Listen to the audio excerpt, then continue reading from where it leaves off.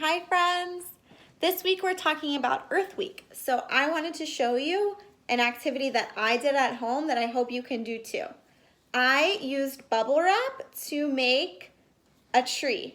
So I want to show you first what I made and then I can help you make one at home. So I have bubble wrap that I painted green and I used marker for tree trunks. And then I took leftover pieces that I cut out to make part of the grass. So I think that you guys are gonna need bubble wrap, glue, paint. I picked out green paint and yellow paint, a marker for the tree trunk, or you can use brown paint if you have that at home. And then I grabbed some scissors too. So first, we're using bubble wrap. And bubble wrap, if you can see, is something that a lot of people use when they're mailing things to people to keep everything inside the package safe. So it's really protective and it has all these little air bubbles in it. So for me, it's really fun to press down on the air bubbles and it makes noises. But today we're gonna use it to paint. So I have this big piece and I cut it into a few smaller pieces earlier. So I have a triangle shape, a square shape, and a rectangle shape. So I'm just gonna use a square shape for now, and then I'm gonna kind of cut into it and make it a different shape to be our tree. So I have green paint to start because that's the color of our trees. So first what I'm gonna do is just start painting the bubble wrap. Some people at home might just throw away bubble wrap, but one thing that we do on Earth Day to take care of the earth and something that we should try and do every day is recycle. And bubble wrap is something that we can recycle and either use it for something else, or sometimes in pre-K we like to use it for different art activities, which is what we're doing now. So I started painting my bubble wrap and now I'll kind of put it on my hand so that you can see it too. But because there's little pockets of air in all the little circles that are the bubbles, it's sometimes easy to paint and sometimes it's a little hard. It just kind of depends on if it's a flattened air bubble or if it's one that's still filled with air. So I'm doing my best to paint over it. And once I'm almost done, I'm gonna let it dry so that I can use it later. But I have some pieces that are dry from when I did it a little earlier so that you could see.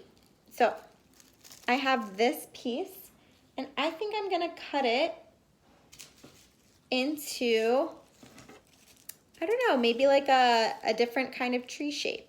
So I am using my scissors to make a long triangle.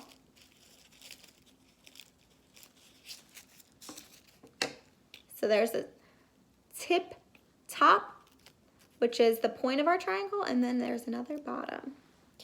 So I'm gonna add it to my tree page already by, just wanna move some things around so you can see.